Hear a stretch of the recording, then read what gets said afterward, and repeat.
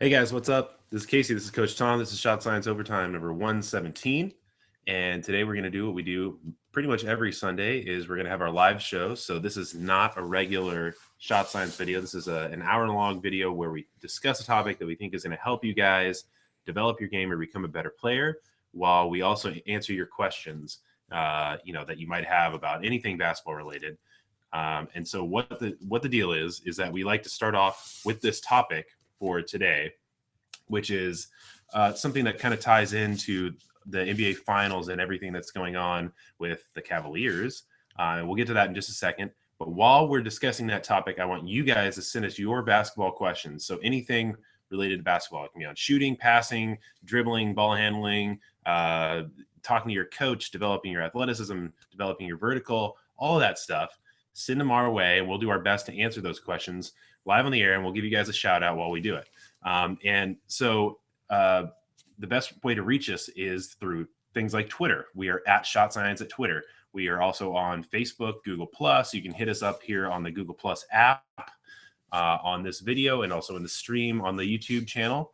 And we will do our best to get to as many people as we possibly can. Best place is on Twitter, though. Always Twitter. And make sure you also follow us on Instagram and Snapchat, because we are on that stuff every day too. Okay.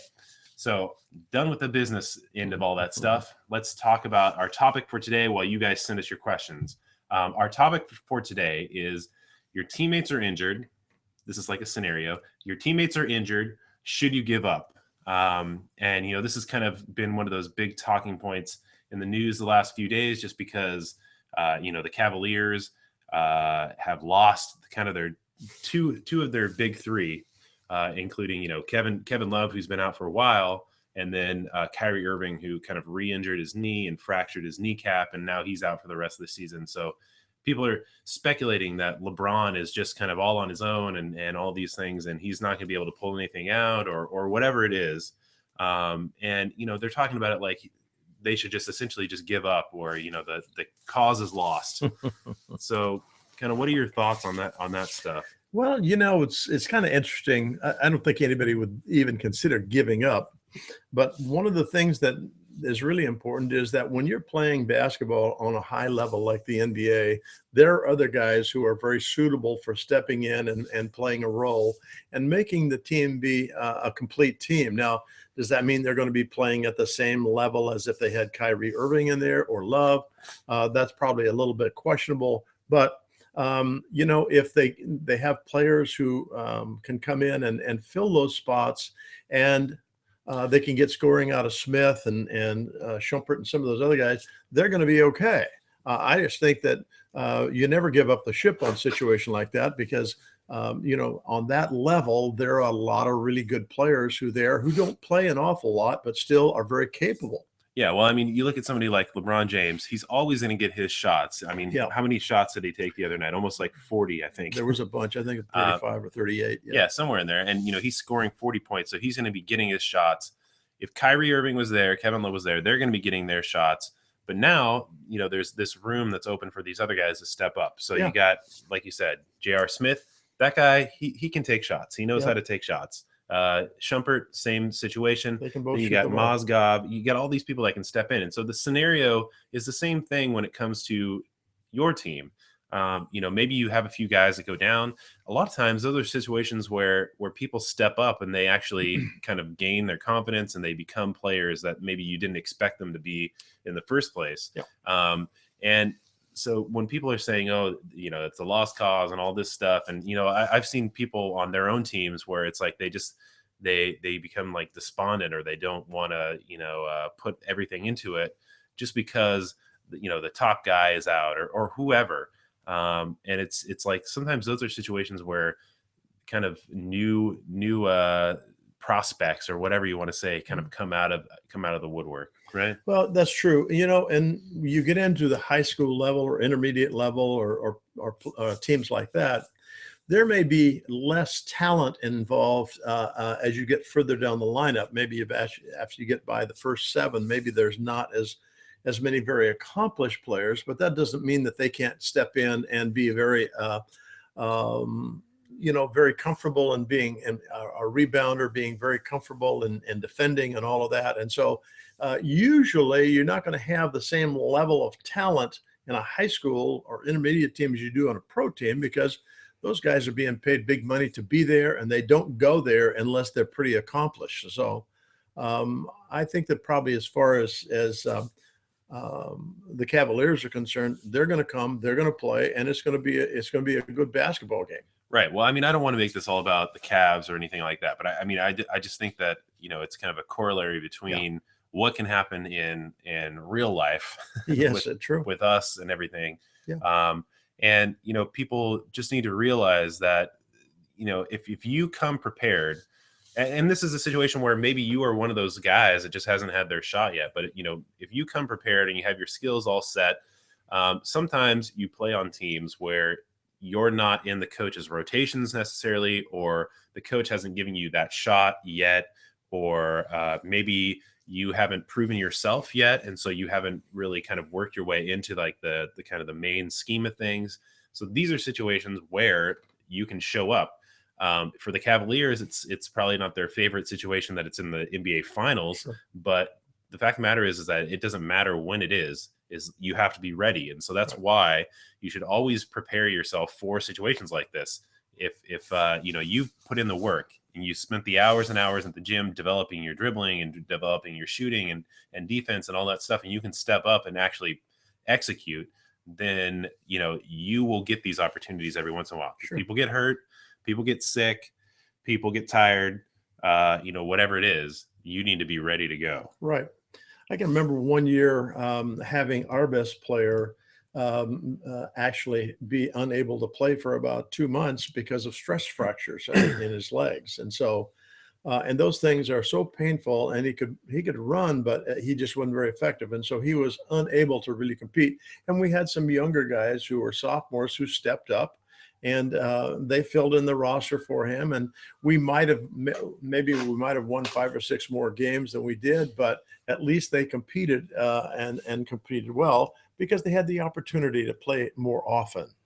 Right. And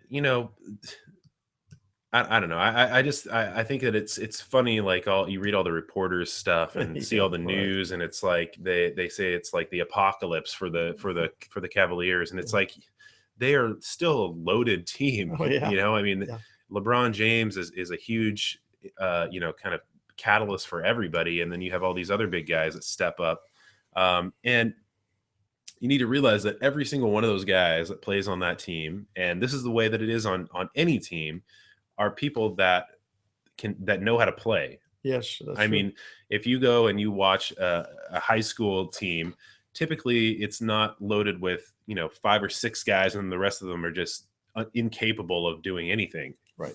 Like all those guys are there for a reason, and you're on a team for a reason. So those guys have to step up. That's why there's 10 guys on a team, 12 guys on a team, and not 6. Yeah. Even though only 6 or 7 maybe play regularly, still doesn't mean that the others can't play. Yeah. So if you guys still have questions, send them our way, because we're going to be answering those questions here pretty soon. Do you have anything more that you want to say about that stuff? I'm gonna do some tweeting and see if we can get some more people over here. Okay. The injury thing is something that every coach has to deal with at some time or another. One of the things that is probably the most classic injury of all is turned ankles. And, that usually has you out for 1 to 2 weeks. And so you're going to have to be able to figure out how you're going to fill that void until this person's really able to come back and be effective. But that's just a part of any sport. You take a look at football or baseball, you have injuries that are going to take and have your first liners that are not going to be able to play for a week or several weeks. One of the things, I was just thinking about the baseball game and the Giants here, and they had Hunter Spence, who broke his arm, get hit by a pitch in spring training and broke his arm, and so he was unable to play for the first month or so of the season, and now he's back, and they were able to fill that void with a young guy by the name of Maxwell, and he played really well. and he was just brought up from I think AAA ball. And so coaches find ways to plug in and fill those holes. It's not the most comfortable thing to do, but you have to be ready to make those decisions and get other people involved so your team can still compete and be effective. Yeah. So send us your questions, guys. Everybody, it's kind of slow today. I guess people are either outside doing what they got to do and becoming better players, or they're waiting for the game to start later today. But we need you guys to send us your questions, and we'll try to answer as many people as possible. Twitter is the best place to hit us up. Yeah. I don't know. I mean, the other thing that I wanted to talk about, I guess, is well, I don't know. Do we have anything more that we want to talk about on that there? Nope, I think that one's done. All right. Well, let's go look at some questions from Facebook. I'm sure that we have some in there. Yeah. Let's see here. Now the Facebook is not working. Great. Let's see. Well, I imagine a lot of people around the country and probably around the world are kind of excited about the game today. I have my students come in, and it's surprisingly how many they're West Coast guys, but how many of them really are Cleveland supporters because of LeBron. And so it's kind of interesting how all that goes, and everybody has their own take on how the game and actually the playoffs are going to go. And so that's always interesting. Yeah. Okay, we have a question here from S3 Platinum in the chat who says, "What if you want to play hurt? Is that a good idea?" I don't think it is in the game of basketball. Probably kind of depends on what the injury it is. If it's something that has to do with your mobility, things like that, then it's probably not a good idea. I've seen people who have sprained fingers, jam fingers, and oftentimes what you can do is take and tape a couple of fingers together so that they're less likely to be hanging out there and be hurt again, and you can get away with that. Well, here's the thing is that you should never you have to know what if you are hurt. Mm-hmm. A lot of times people get sore or they get strained or whatever, Yeah, and that's something that you can handle, and that's probably not a big deal. If there's any question about it or that you're hurt, you need to not exert yourself, not play in your games, mm-hmm. recover, go see the doctor, whatever it may be. You don't want to play through injuries because that is a good way to have it become a nagging, chronic, permanent thing. Yeah. And that's never good. I mean, that can ruin the rest of your life. Sure. So you never really want to do anything like that. And don't be your own doctor. I mean, that's oftentimes players try to do that because they want to play. And so, they kind of become their own doctor, and you certainly don't know enough to be able to take care of yourself in that situation. And it doesn't make you soft because you decide that you're not going to play because you sprained your ankle. I mean, that's ridiculous. Yeah. You have to take care of that kind of stuff. Yeah, you do. And here's one from Susan Sebastian who says, "Sometimes when I shoot, I tend to turn my hips, which affects my shot at times. Any reason on why it happens and how to prevent it? Thanks." Well, your hips turn. Well, typically when you shoot, there should be a little bit of a rotation of your shoulders and hips anyway as you get into the shot. And so it depends probably on how much they're turning. If they're turning and your body is ending up sideways like this, then that's not what you want to be able to do. How do you fix that? Well, this is just like anything that has to do with basketball skills or skills in sports of any kind. You have to take and spend time doing something that is more, more credible maybe to be able to get the job done. And it takes time to overcome that. And that's one of the reasons why we push the form shooting drill so much, is the fact that in the form shooting drill, you can really focus on elements of the shot that you're having difficulty with. And if you're rotating your hips and shoulders too much, then that's a great place for you to figure that out. Yeah, well, I mean, I think the fact of the matter is that you've identified the problem. So now you have to do something about it. Yep. Okay, you turn your hips. Why are you doing that? Go into the form shooting drill and just work through eliminating that. I mean, the thing is people want these quick fix things like, oh, my hips are turning. What should I do? And they want us to say, well, you need to make sure that you're breathing this way and then turn your body. I mean, it's just like, that's not what you do. It's like you get in there, you have to realize, okay, on these reps, I'm not going to do this. I'm just going to make sure that my approach is just as perfect form as I can possibly do. You get a ton of repetitions, and finally that stuff works its way out. But if you're looking for like a pill that we can give you, or something that you can say right before you shoot so you don't do it, I mean, that's not going to happen. No. All of this stuff, especially if you identify a problem, you've pretty much done half the work in that, right? Well, that's true.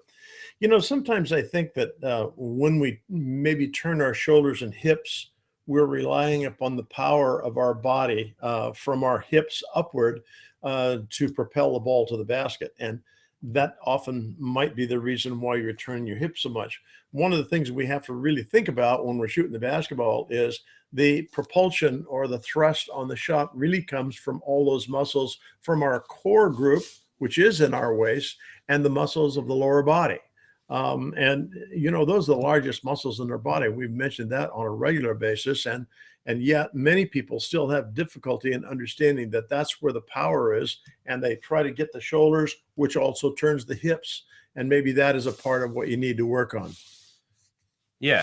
So, I mean, I get frustrated when people are like, okay, I've identified the problem, and then what's next? Well, you've got it. You figured it out. Yeah. That's probably the hard part. Work on it. Yeah. Let's see. This one is from Christian Kelly Labor, who says, from Facebook, who says, how to increase my confidence in playing basketball. Well, confidence is all kind of the result of becoming comfortable with your skill level.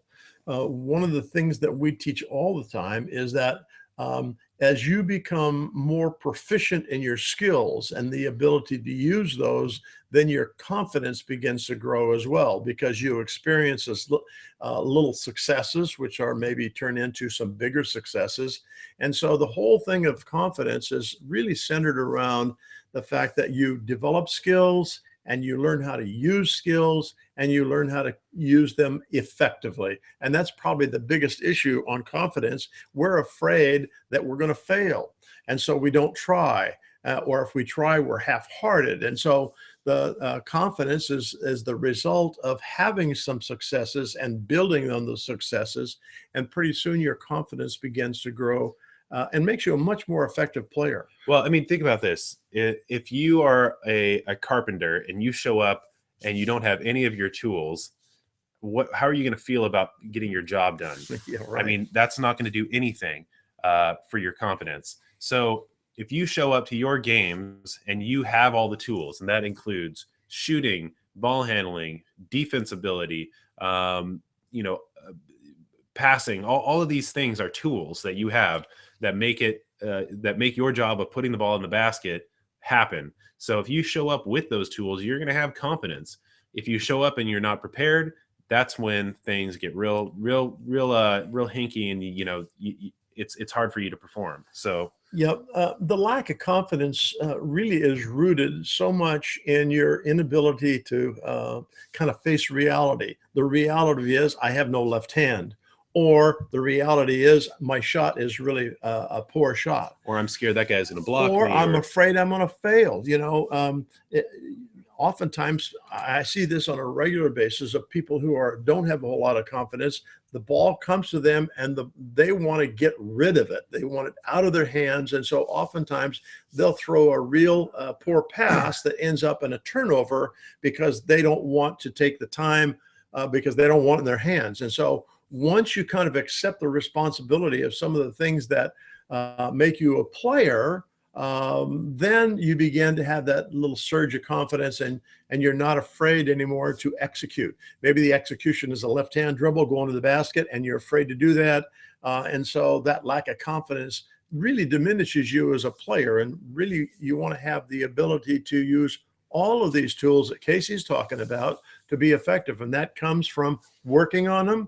And then the final test of all of these tools is when you take it to the court.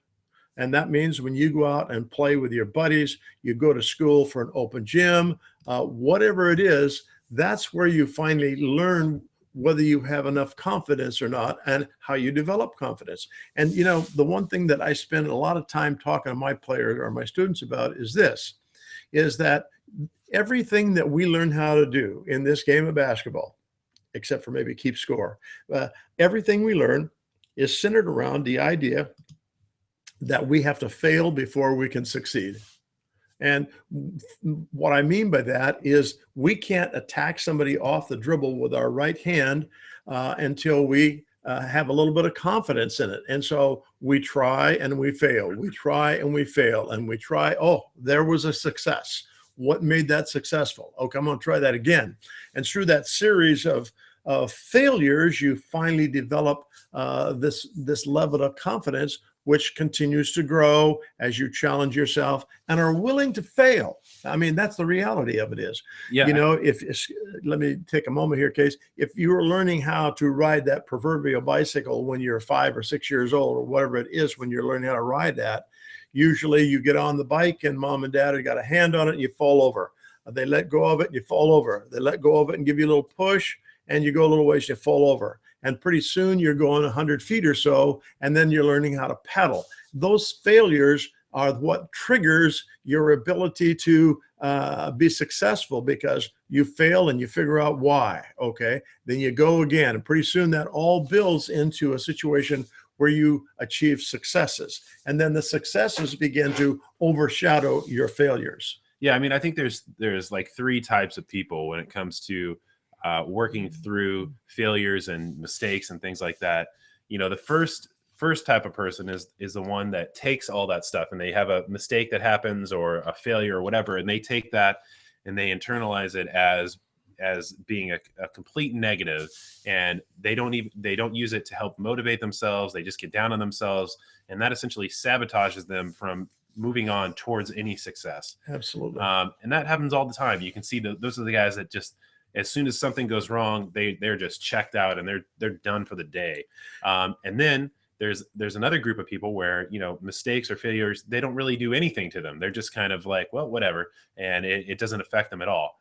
The third type of person is the one that takes those failures and mistakes and is not satisfied with them, but uses them to motivate themselves the next time down the court or the next time down the floor, plays in the present, and uses it as a kind of a way to push themselves towards success.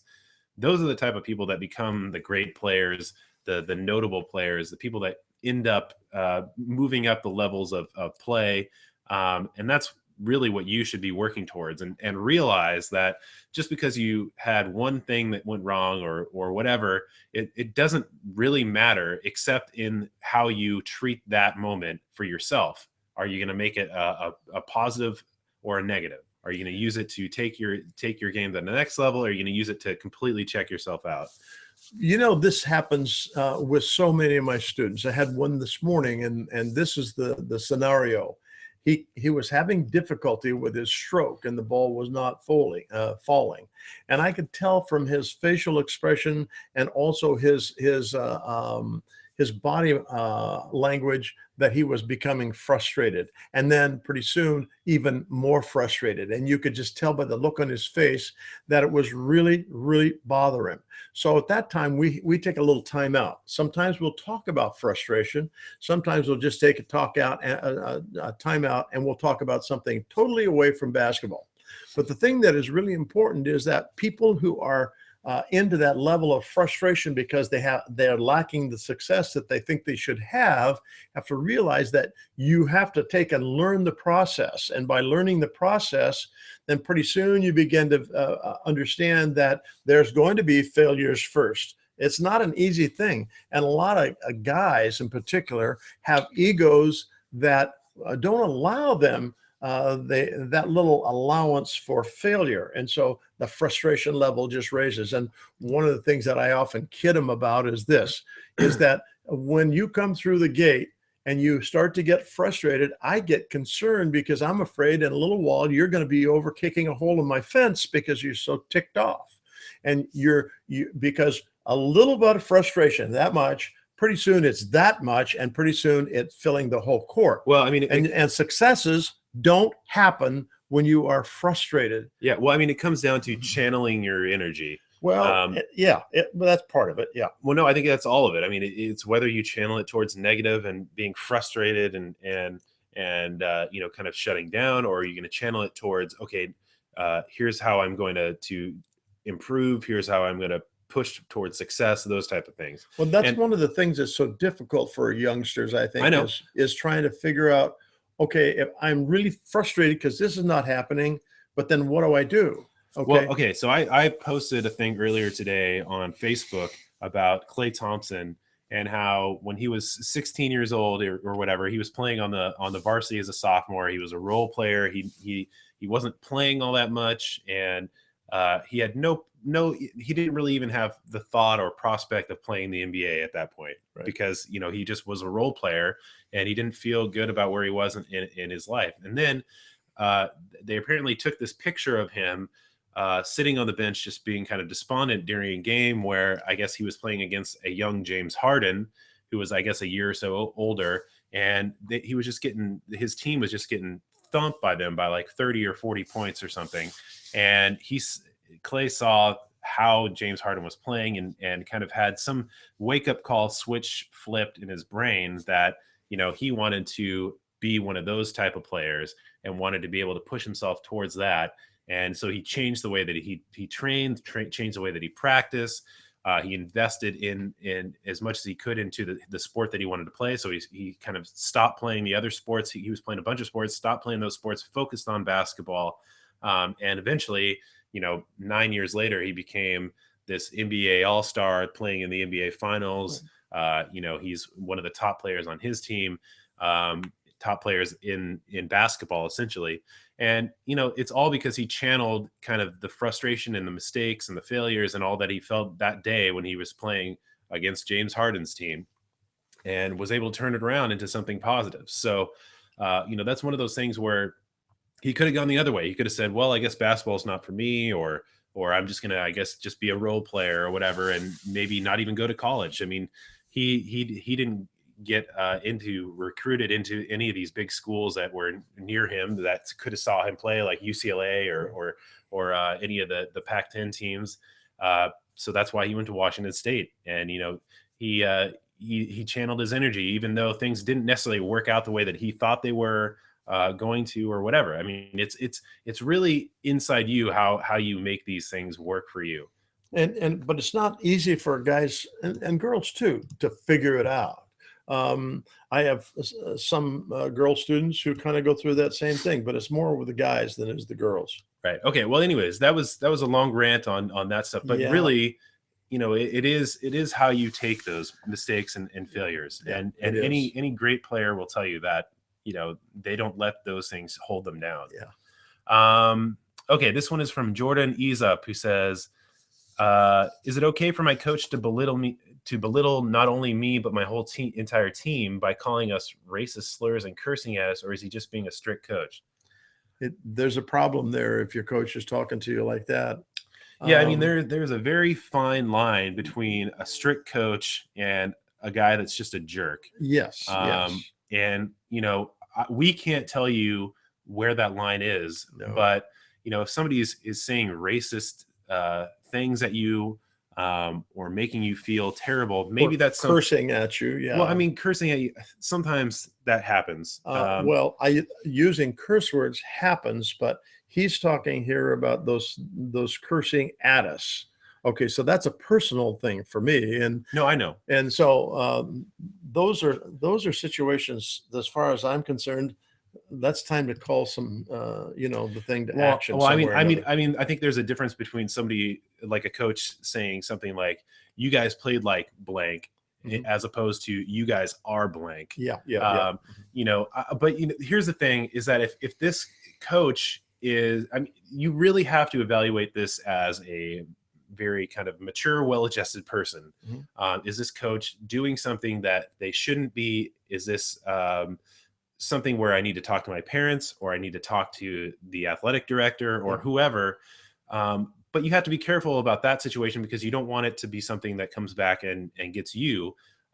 Maybe this is something where you have to get a few of your teammates together and talk to them and see what their thoughts are and see what maybe your next steps should be. Right. But I think I don't know what the situation is, but if they're saying racist things to you, I mean that's not okay. No, not okay.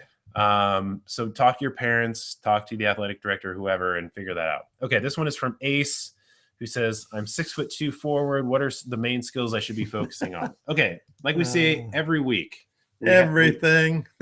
We have our mantra that you should not focus on your position. You should not focus on your height. Those things should not kind of indicate what you should be working on. If you want to be a great player that moves on to the next levels of basketball, you should be good at everything. You should be, it doesn't matter if you're 7 feet tall or if you're 5 feet tall, you should be able to post up. You should be able to have an outside shot. You should be able to score off the dribble. You should be able to play defense. You should be able to pass. You should be able to shoot free throws. Everything will make you a good player. There are very subtle skill differences between the different positions that you can play on basketball. Those are becoming less and less important. And if you're able to do everything, it won't matter where you play. Right. Because may give you more opportunities to play. Because you might show up on a team and the coach already has three guards up there that he has set, and that was what you wanted to play, but he doesn't have a 4 or he doesn't have a 2. So what can you do? Can you step in and play that? You could be kind of like one of the starters or full-time players or first string players if you have those abilities. But if you're just concerned at playing that one position, you will be pigeonholed and you will not play. Yeah.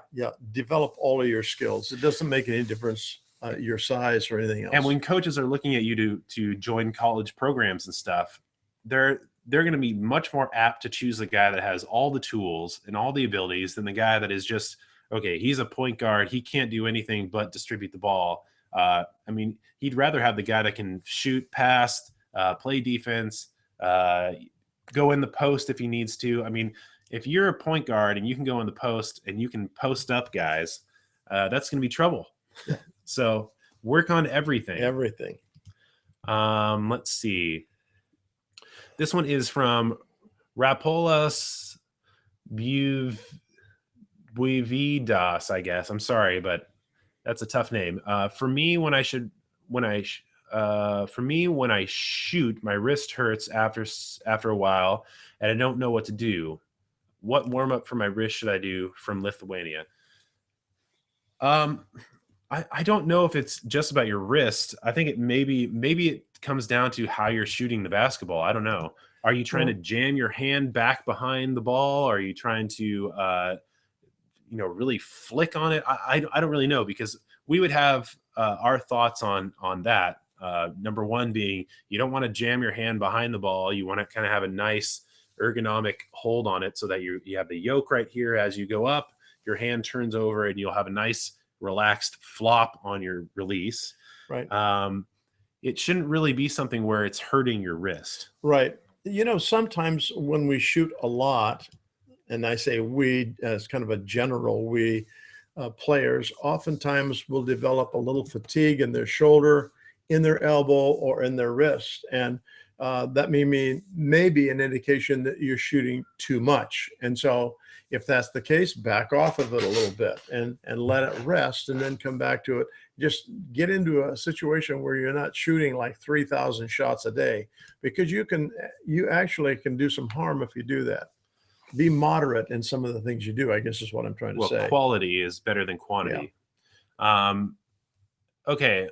This one is from JRB20 channel on our Google Plus app, the Q&A app. He says, my coach tells me that I have to put my feet facing and not cross. So I guess he's talking about squaring up as opposed to staggered while shooting. But I'm a lot more comfortable with my feet staggered. What should I do? I've tried to tell it to him, but he is not very open-minded. Well, that's tough, but I think that, when you're not working with him, you do it the way that makes sense, right? Yeah. I kind of have a little mantra that I kind of throw out there for young players, because oftentimes the things that we teach, which are really pretty standard, the coaches that they're playing for don't like them to do that. And so I take kind of a soft approach like this. Coach, I'll work on that. And if they keep getting after you, coach, I'm working on it, but I'm having difficulty with it. And then go ahead and do what works for you. Well, Hey, I mean, if let me finish this. but also if it's dropping and it's working, why would they say to change it?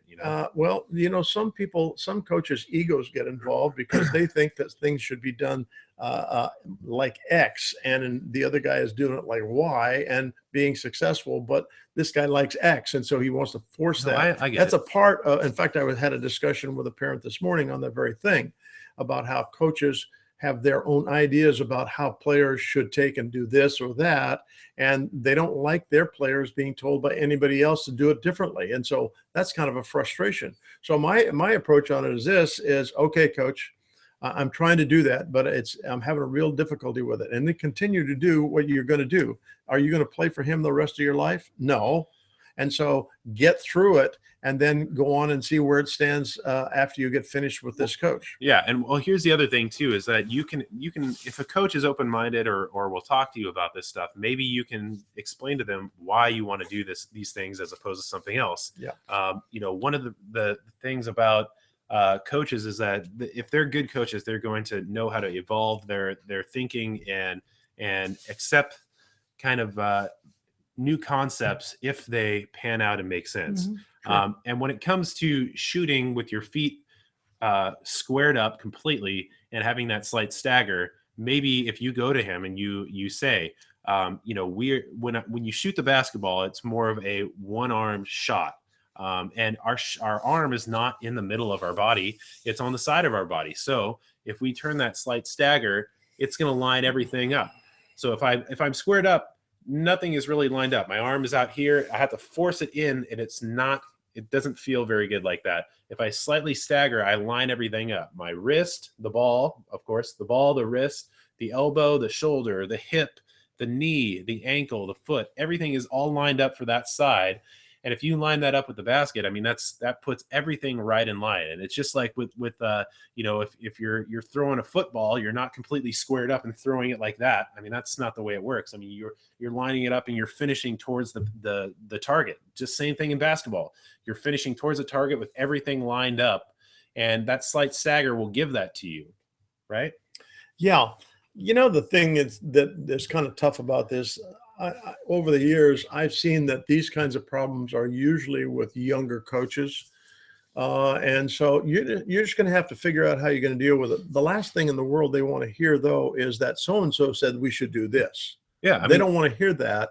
And so I think that by taking the other softer approach of, okay, coach, I'm trying to do that, but I'm having a lot of trouble with it. And I seem to have more success over here.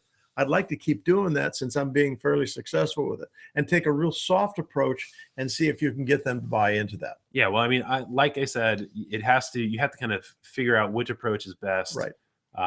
And maybe explaining to them will help. Maybe not. Maybe giving them the softball will be fine too. Okay. This one is from Stasas Macaras, who says how to use your weight advantage against taller and faster players or people. Well, I don't like to talk about people having these advantages because they're bigger people or they're taller or they're shorter or whatever. I mean, everybody has their advantages. Maybe if you have this weight advantage, they have an advantage over you because they're going to be more agile or quicker. Maybe if they're taller, they're going to have more of a reach advantage. If you're smaller, maybe you're going to be more agile yourself. I mean, when it comes down to it, it doesn't matter how big you are. If you get the right leverage on a person, you can do whatever you want. Sure. And so, maybe what we would say in terms of a weight advantage is, play physical. Don't let them use their physicality over you. But if you get down and you put your butt into them, it's going to be hard for them to rebound. It's going to be hard for them to get the ball, things like that. Right. Mm-hmm. Well, and if you are heavier, maybe than these taller people, the use of leverage is really key. And once you kind of figure out how to do that without getting foul calls on you, you'll be a lot more successful. Yeah, but I get kind of tired of people just focusing on, oh, I have this physical attribute, I have this. I mean, that's great, but it almost doesn't matter if you use the right technique, or if somebody uses the right technique against you, then that's all out the window. So I would just say, don't let somebody, and this goes for anybody, not just having a weight advantage, but don't let anybody out physical, out physically use their physicality over you. Right. Just play tough, I guess. I don't know. S3 Platinum says, I like to shoot my outside 3-point range. How do I know if I have a good arc or not? Well, one of the ways to really kind of test it, and that is watch the ball in flight from time to time. We don't teach that you should do that except as a practice tool. I wouldn't even do that. I would just record yourself on video and look at it like that. Well, that would help. But I think that there's some landmarks out there that really help you. For example, when you shoot the basketball to get a proper arc, the upper level, the highest point of that arc should be about 3 feet higher than the backboard. And so by watching it, you can kind of, from time to time, you can kind of see where that is. And, we learn arc. We happen to have a shooting machine with nets and all that. And so it makes it more, much easier for people to learn that. But the problem is when they go away, they don't shoot that same situation and their shots tends to flatten out. So kind of learn that, I think, is what is it, the very high point of the arc, how does that relate to the top of the backboard? Yeah, and the thing is, though, don't make it a habit of watching the ball. Yeah, because do that. That's like shooting a gun and looking at the bullet. Yeah, right. I mean, that doesn't make any sense. You look at the target, you lock in on the target, and that's what you are aiming for. Sure. Your muscle memory should take care of the rest. If you're trying to watch stuff that doesn't make any sense. You wouldn't do that for any other physical sport. If you're throwing a football, you're not watching the ball, you're watching your target. If you're throwing a baseball, you're not watching the ball. Well, my thought on watching the ball is take a half a dozen shots and watch the flight of the I know, ball. but what I'm saying is don't make that a habit. Nope, because that would be a mistake. Never. This one is from Jose Arambula, who says, what if I want to play hurt but can't walk? Well, that doesn't make any sense. That's pretty well taken care of if you can't walk. You should never play hurt. Yeah. That doesn't help you at all. Okay, Jameson Train says, should I wake up at 6 this week every day to practice basketball, even though I'll be at basketball camp all week at UVU from like 8 to 6 every day? Can I still lift weights this week? My initial thought is don't overdo it. Getting up at 6 o'clock and trying to get a lot of practice in, and then you go from 8 to 6. That is a long time. That's 10 hours. And you're trying to take and get some more practice on top of that. You burn yourself out real quick. What you really want to do is to try and moderate it. Take and do everything that you're supposed to be doing that 8 to 6.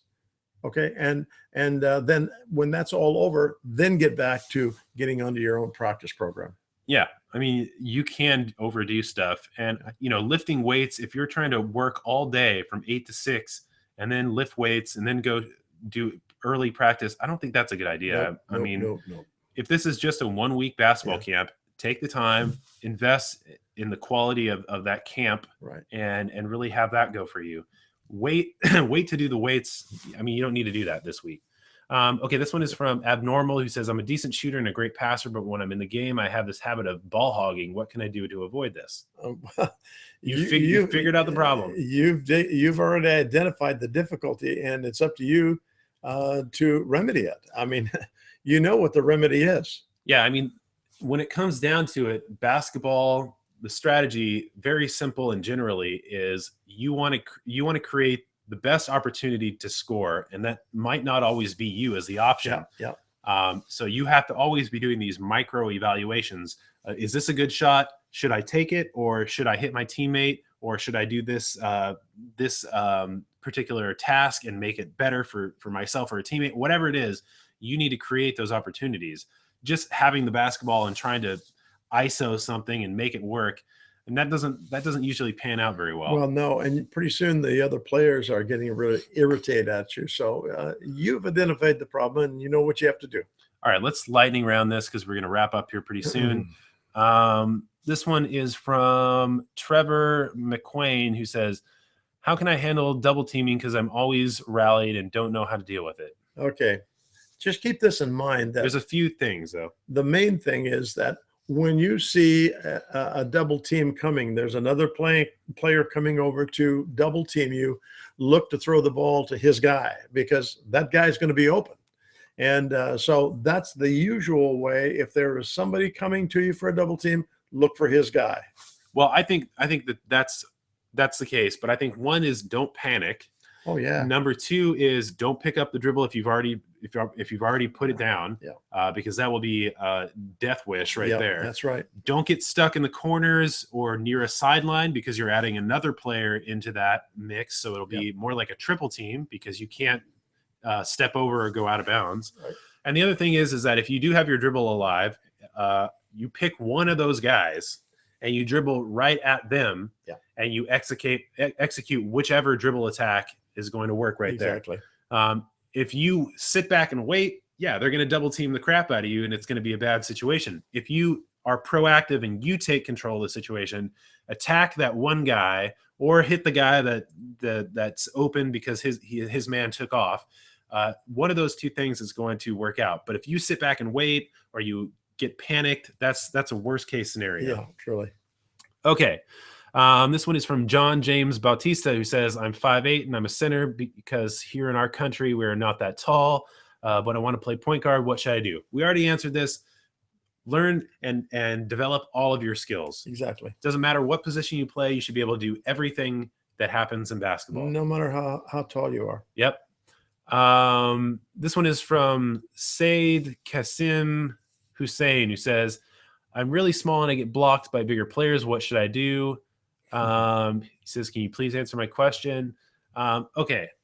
The thing about it is that people get so concerned with the fact that they are smaller or whatever, and they think that that's going to limit them in their success just because of this one physical attribute.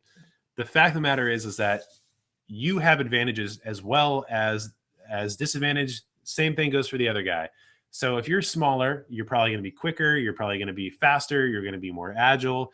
You might go up against these bigger guys, and the bigger guy is going to have the mentality, oh, I'm just going to block this guy every time he shoots it because I'm so much bigger than him. Use that stuff against that guy. Learn to create space.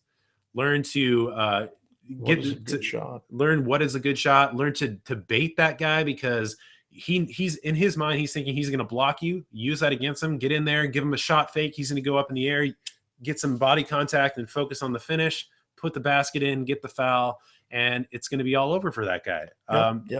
But it really comes down to learning to create space and using your advantages. Don't worry about how tall you are. That's the worst thing you can do. This one is from DGK Stees, who says, why am I more confident playing street ball versus playing in a real game?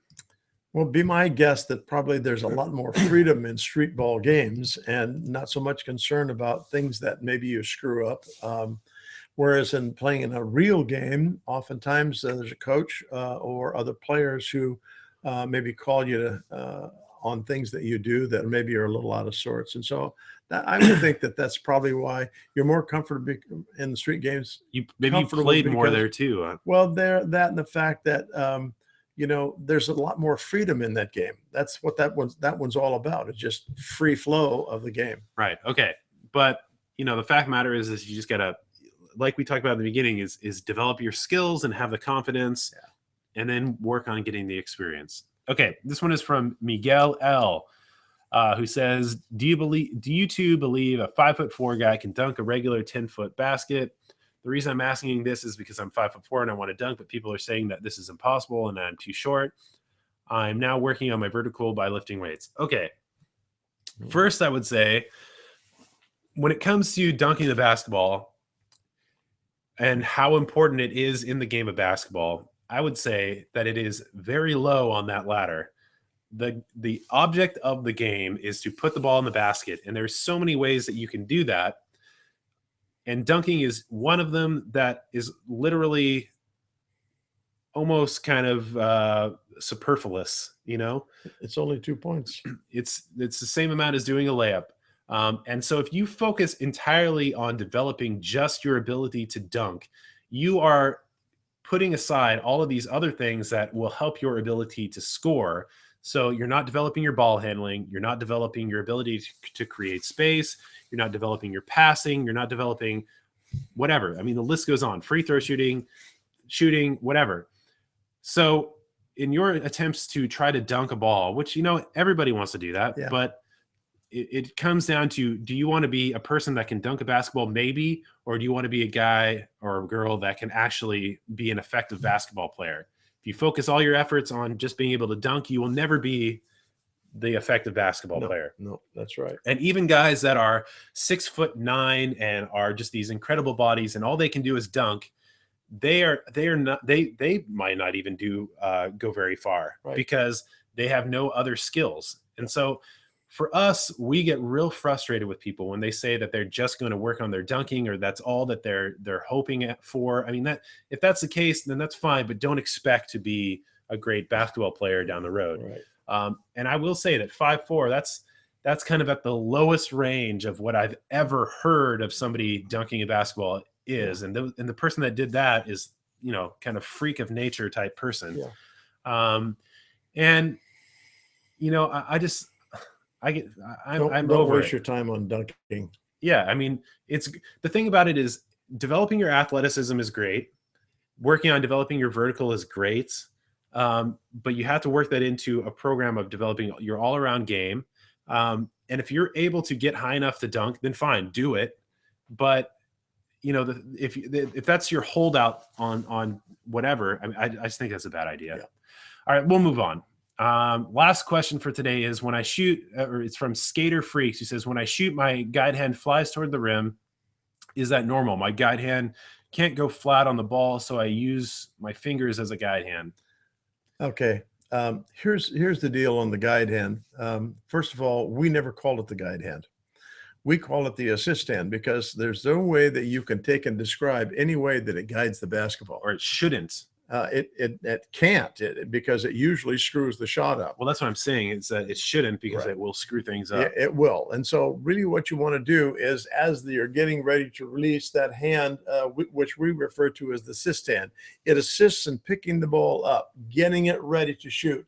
And then its role is pretty much finished as you start that stroke. Yeah, it falls away as you extend upward. Right.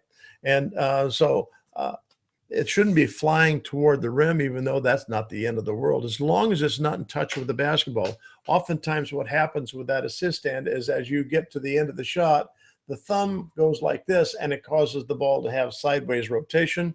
It pushes the ball to the right. It pushes the ball to the left. What you want is to get that hand off, and this hand usually shoots the ball really straight. Yeah, I mean, if you have a good shooting mechanics, your hand should essentially fall off as soon as it starts to elevate. You don't want this hand on there going up and influencing the release at all. Exactly. Okay, so that's going to take some work on your part. Use the form shooting drill and really just kind of dial it all in. All right, so I think that's going to do it for us today, you guys. Thanks for showing up. Thanks for sending us your questions. If you can, go out and tell your friends and family to watch Shot Science videos. Follow us on all of our social media stuff. We are Shot Science on everything, you know, Twitter, Facebook, Google+. Here on YouTube, subscribe. Follow us on Instagram and follow us on Snapchat, because we are doing stuff on those places every day. If we didn't get to your question today, I'm sorry. It's not because we don't like you. It's because we ran out of time.